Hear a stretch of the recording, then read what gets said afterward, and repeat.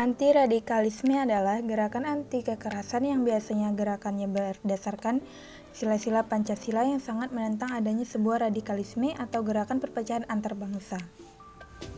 Radikalisme dapat berkembang karena adanya pemikiran bahwa segala sesuatunya harus dikembalikan ke agama walaupun dengan cara yang kaku dan menggunakan kekerasan.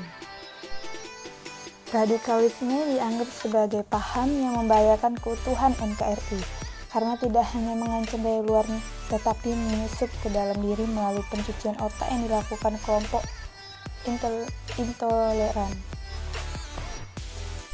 Hasil penelitian dari LIPI menyatakan bahwa ada 4 penyebab berkembangnya radikalisme di Indonesia, yaitu faktor ekonomi, ideologi, agama, dan politik.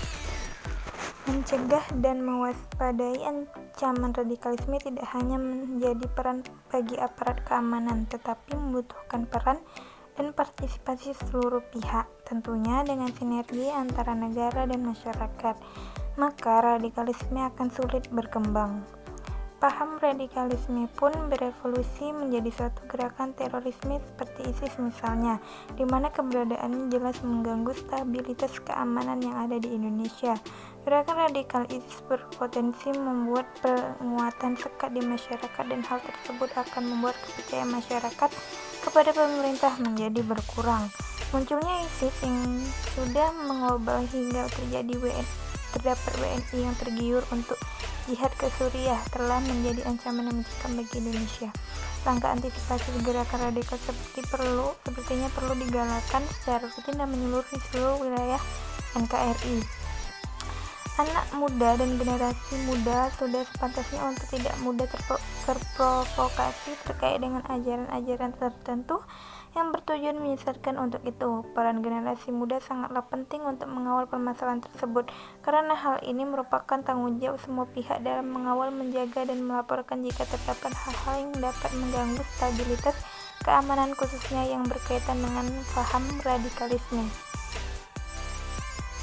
Paham radikalisme dapat memprovokasi pecahnya NKRI serta merusak kedaulatan bangsa. Karena paham radikalisme seperti ISIS sangatlah bertentangan dengan ideologi Pancasila dan NKRI. Salah satunya adalah munculnya polarisasi antara pihak yang pro dan kontra terhadap paham ISIS di tengah umat Islam. Tentu bisa disimpulkan bahwa mendukung keberadaan ISIS sama saja dengan mendukung radikalisme. Dengan mendukung radikalisme, maka ia turut serta dalam mendukung perpecahan sesama umat Islam di Indonesia. Apabila rakyat Indonesia tetap bertahan dengan ego masing-masing, maka cepat atau lambat Indonesia akan berdampak makin buruk atau mungkin hancur secara ideologi.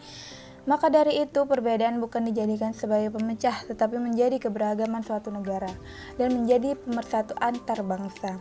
Negara yang baik yaitu negara yang bisa menjadikan suatu perbedaan menjadi satu sama dengan yang lain.